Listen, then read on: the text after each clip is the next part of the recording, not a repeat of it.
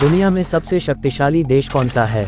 अगर आप इस सवाल का जवाब आसानी से नहीं दे सकते तो सोचिए। किस देश की अर्थव्यवस्था सबसे बड़ी है? किस देश की जीडीपी $20 ट्रिलियन से ज़्यादा है? किस देश की सैन्य शक्ति सबसे मजबूत है? इन सभी सवालों का जवाब अमेरिका है। लेकिन सवाल यह है कि अमेरिका महाशक्ति कैसे बना? इतना शक्तिशाली बनने के लिए उन्होंने क्या किया? आइए आज के वीडियो में इसका पता लगाने की कोशिश करते हैं।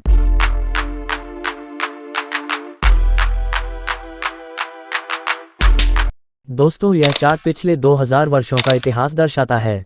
ग्लोबल जीडीपी में प्रत्येक देश का योगदान। आप देखेंगे कि 1800 के दशक से पहले भारत और चीन दुनिया की दो सबसे बड़ी महाशक्तियां थीं।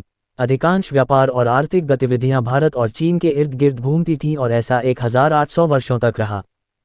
लेकिन 1900 के बाद पिछले 100 सालों में ही अमेरिका ने प्रभुत्व हासिल करना शुरू किया और वैश्विक जीडीपी में इतनी बड़ी हिस्सेदारी स्थापित की। यह कैसे संभव हुआ? इसे समझने के लिए हमें इतिहास में जाना होगा। The Italian explorer Christopher Columbus ने उत्तरी अमेरिका के पास कुछ कैरिबियन द्वीपों की खोज की। इसके बाद यूरोपीय लोगों को अमेरिका के बारे में पता चला और अमेरिका का उपनिवेशीकरण शुरू हुआ यूरोपीय लोगों द्वारा। इस दौरान रेड इंडियन अमेरिका में रहते थे। उन्हें मूल अमेरिकी के रूप में भी जाना जाता है। वहाँ कई अलग अलग जनजातियाँ थीं। दक्षिण अमेरिका पर ज़्यादातर स्पेन का कब्जा था। इसे आज लैटिन अमेरिका के नाम से जाना जाता है। यही वजह है कि दक्षिण अमेरिका के ज़्यादातर देशों में स्पेनिश भाषा बोली जाती है। ब्रिटेन ने 1600 के दशक के आसपास अमेरिका में अपना पहला उपनिवेश स्थापित किया। फ्रांस ने भी उपनिवेश बनाना शुरू किया। शुरू में ये तीन मुख्य शक्तियाँ थीं, ब्रिटेन, फ्रांस और स्पेन।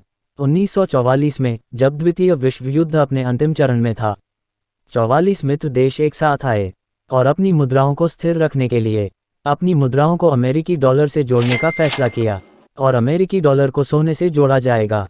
और जाहिर है, मित्र देशों ने द्वितीय विश्व युद्ध जीता और अमेरिकी डॉलर अंतर्राष्ट्रीय मुद्रा बन गया। इसके बाद इंटरनेशनल मॉनेटरी फंड और यूनाइटेड नेशंस जैसे संगठन स्थापित हुए, जिसमें अमेरिका ने बहुत महत्वपूर्ण भूमिका निभाई। 1950 के बाद अमेरिका और सोवियत संघ दो मुख्य महाशक्तियों के रूप में उभरे और यहीं से कोल्ड वॉर की शुरुआत हुई। अमेरिका और सोवियत संघ के बीच युद्ध को कोल्ड वॉर के नाम से जाना जाता है। यह एक वैचारिक युद्ध था, कम्युनिज्म और कैपिटलिज्म के बीच। कोल्ड वॉर के दौरान कई देश सीधे अमेरिका पर निर्भर हो गए और इसलिए अमेरिका और भी शक्तिशाली हो गया। यही कारण है कि आज 800 से अधिक अमेरिकी सैन्य अड्डे हैं और 70 से अधिक देशों में हैं। कोल्ड वॉर के दौरान यह सब हासिल करने के लिए अमेरिका को अपनी सेना पर बहुत पैसा खर्च करना पड़ा और यही कारण है कि आज अमेरिका की सैन्य शक्ति दुनिया में सबसे अच्छी है। 1990 के दशक के बाद जब सोवियत यूनियन विघटित हो गया, जाहिर है दुनिया में केवल एक ही महाशक्ति बची थी, वह था अमेरिका। मुझे उम्मीद है कि आपको यह इन्फॉर्मेटिव वीडियो पसंद आया होगा।